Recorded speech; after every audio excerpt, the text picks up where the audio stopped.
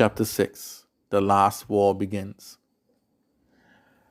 The two last forces that remained for Darius and Akari to handle were the gamblers and the Bashar Madonians. So the power couple went towards the uncharted moon where the enemy was. The gamblers were led by a small fry named P. They had no chance of beating the two future leaders of their respective kingdoms. They also knew that surrender was not an option for them too. So they gambled on the slight chance they could manage to attack on them before they attacked them. This was foolish, as the two heroes were right on top of them, on top of the roof of their hideout, to be precise, ready to strike. Darius, prepare yourselves, villains. Gambler, it's them! Attack! Akari, please, you guys are not worth my time. As the fight was underway, Akari thought to herself, when all of this fighting is over, can I move against him? Will my heart be strong enough for the pain that would cause? Darius, too, was thinking to himself as he wondered what would happen when his parents were no longer around. Would I be able to give it all to my uncle?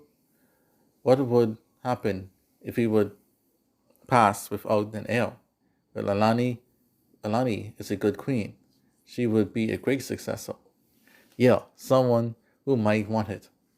I will have to talk to her about it, and I will be there by her side, supporting her all the way. Soon, the gamblers and P were defeated, and only the Bashar Madonians remained. News got into Darius that his mother, Natasha LaFleur, had become ill with an unknown bug, so Darius raced off home to be by his mom's side. He left Akari to clean up the rest on her own with her forces. Akari, I pray she's okay. I all too well know what it means to have a sick mother. Now to clan space, where the real fighting was underway. Xron and Jotil had a small chat on a Pol home world before the campaign started.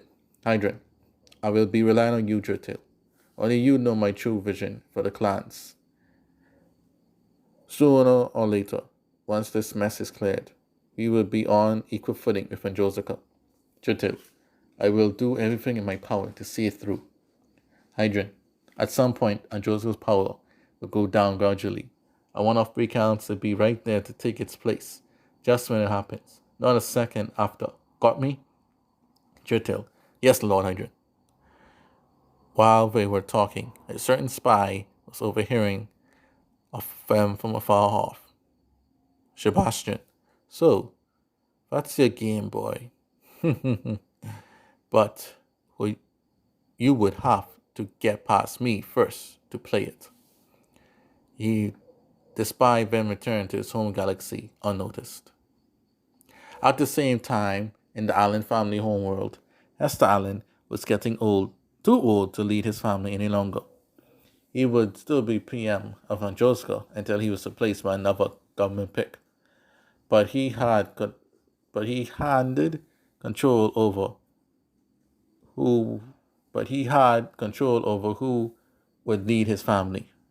So he named his daughter Vera to succeed him. Marlena Allen, 70, Heiser's wife, and Vera's mother, was overjoyed by the news. Leonard, who was the family protector, had passed away a year ago, and so the family would need a new protector. Who better to fit this role than the slayer of the Jedi King himself, Dinon Allen. John Allen's, who was 81, and the older brother Heiser's son, Salveno Allen, who was 56. Nicole Allen, 71, was the sister of Heiser and mother of Patrice. Nicole, who had fought alongside Silvano in the last battle, had retired from her minister post, and Patrice succeeded her. With the next generation of Allen family taking over, it was only a matter of time before the former hit girls would join their fellow hit girl, Janetta, in battle once more. Creson Pol was determined to end the Adoama clan for good, and to make them pay for all the wrongs they did. Orion, 41, a loyal Pol officer, looked forward to this battle as well. He knew that the Adoama had to fall for the clan space to know peace once more. The Army Commander, Xron Pol 59, and the Head of Technology, Philemon Pol 52, prepared their hearts and minds for the battle ahead. Battle. The Pol Clans sent their entire force to invade Adorama main planet. You, Brian, and Fumba braced themselves for a tough fight ahead. This was Churchill's first real battle, and he wasn't going to let down his lord. Churchill fought tooth and nail against Adorama and was doing pretty well. Brian then called for reinforcements to back them up.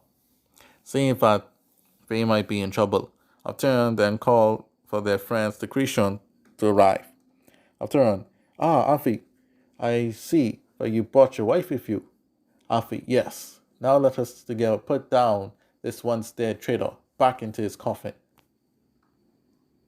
Fumba, is that Janetta? When did she marry Alfie Creson?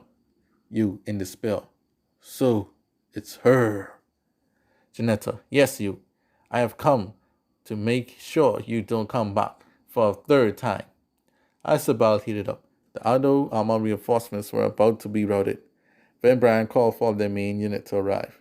Brian, we are not going down without a fight. Main unit attack. Brian, where did these guys come from?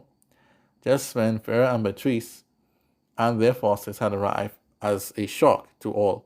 You, more enemies? Janetta, girls, what are you guys doing here? Farah, we could not miss fighting.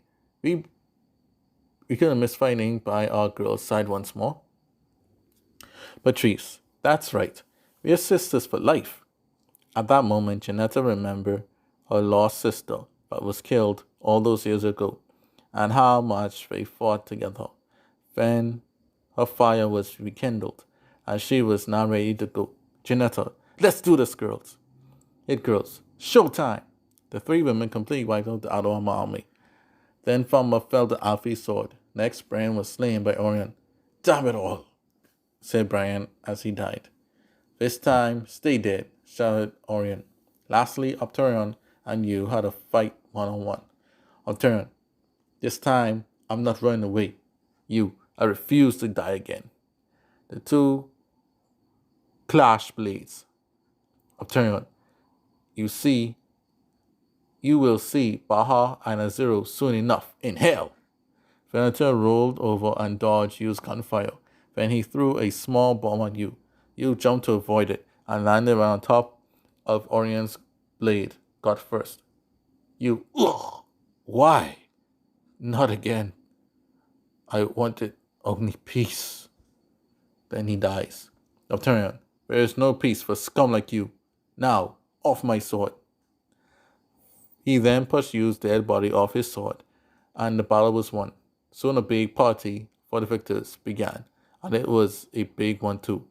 From a distance, the two late Kenneth Obilong, 62, had arrived just a short from helping their former ally. Kenneth, we're too late. If we didn't get allies soon, we will suffer the same fate as the Adorama. As much as I miss Father, I am not ready to meet him just yet.